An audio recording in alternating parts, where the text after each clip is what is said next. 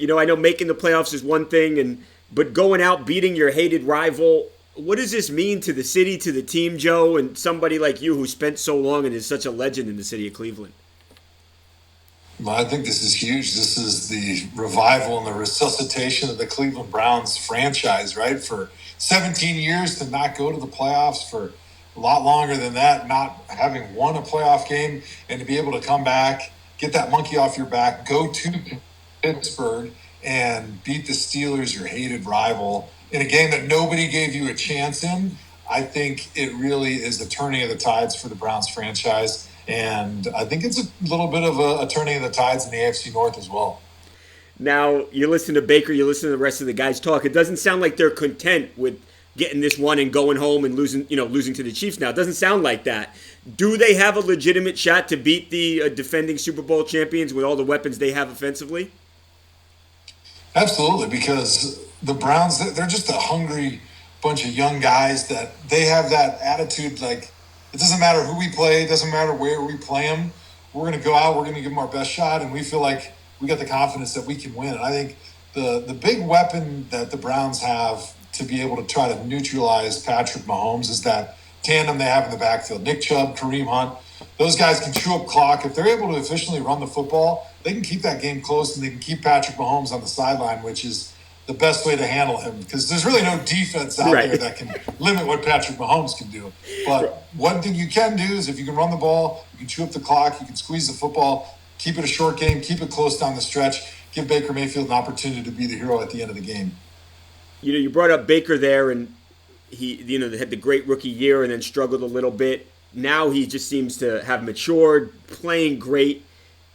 How important is he? Almost feels like a LeBron James-esque figure now in Cleveland.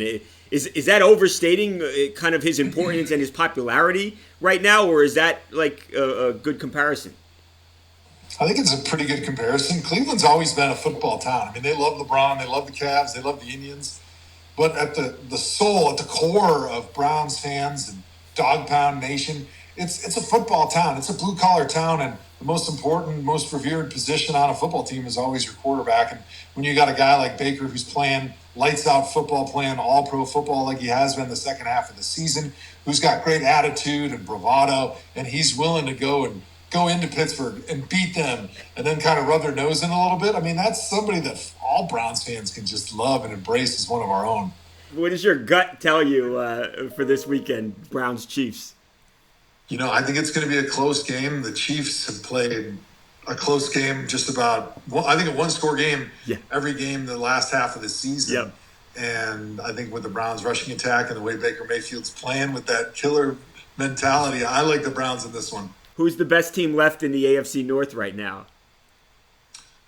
Obviously the Browns, right? I mean, they're going to the Super Bowl, so clearly they're the best team left. Although the Ravens did look really good yesterday. They were really impressive in how they won. They're kind of back to the style, the old school style that was working for them last year during the regular season, where they're running the football really effectively with Lamar Jackson. They're playing physical defense. And that's a formula that's worked for them the last time they went to the Super Bowl. So they're going to be a tough out, but I still like my Browns. Last thing, Joe, despite all your heroic efforts over the years, obviously been a rough time last 2 decades in Cleveland. What's the message now to the rest of the league, to the rest of the world, the football fans?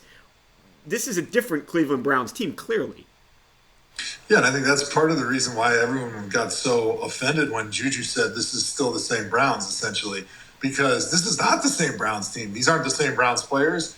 They don't have the same mentality. And when they're faced with adversity like they did this week, it's not a type of team that's ready to pack it in and go home. It's a type of team that's going to fight harder. And this is a group that's going to be together for a long time. So if you're in the AFC North, if you're in the AFC, you better watch out.